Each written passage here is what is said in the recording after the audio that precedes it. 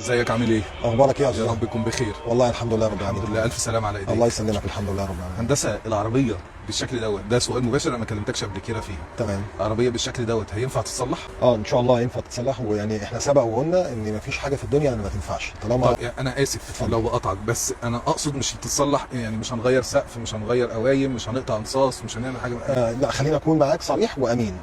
العربيه دي فيها احتماليه ان هي تغير سقف. القرار النهائي مش هيبان معانا غير بعد ما اسحب بالزرابين والعربيه تبان معانا. تمام. عشان برضه اكون امين ويبقى كلامنا فيه صدق قدام الناس اللي بتثق فينا وتتفرج علينا. طيب احنا ممكن نتفرج على العربيه كده مع بعض.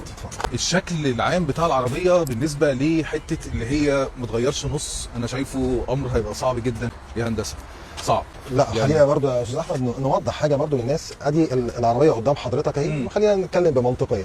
العربيه دي الرفرف ده، هي المشكله كلها في الرفرف ده. الرفرف ده هيتسحب، باب الشنطه ده هيتغير. باب الشنطه ده ما يعيبش العربيه في حاجه، ما يعيبش العربيه في حاجه. باب الشنطه هيتشال ويجي نفس اللون، ما يعيبش العربيه في حاجه. لكن هو الكلام هنا لو بصيت عشان الناس ما تقولش احنا بنقول اي كلام، ادي الظهر بتاع العربيه اهو سليم. ايوه تمام. ظهر العربيه سليم، اللي هو زي ما بيقولوا عليه الشنطه بالحله، انما ده باب الشنطه. باب الشنطه ده انا اقول لك انا لو عايز ارجعه هرجعه، لكن خليني اقول لك ان هو تكلفته كبيره جدا وعمره ما هيرجع بنفس الاول. بالظبط، لازم هيبقى فيه معجون وفيه، وانت عارف دي مش مدرستنا.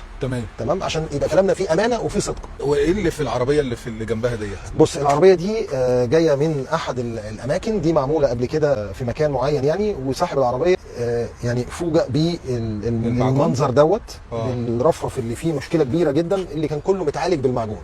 انا يعني بدل ما يعالجوه بالسمكره عالجوه بالمعجون. لو جيت برضو بصيت حضرتك على الجنب الثاني هتلاقي نفس الكلام. بص القايم المعجون فيه عامل ازاي، بص الباب، بص المنظر. العربيه دي احنا نزلنا كل اللي عليها، وهتبتدي ان هي تتصنفر وتتسحق عشان نرجعها على الصاج اللي هو بنسميها حته النيكل. تمام. ونبتدي نشوف المشكله فين ونبتدي نعالجها واحده واحده. تمام. وفي الاخر مش هتديها طبقات معجون كبيره زي ما كان خالص. يعني ايه نحتاج؟ على فكره مش كل العربيات ما بتحتاجش معجون، بس هي الفكره.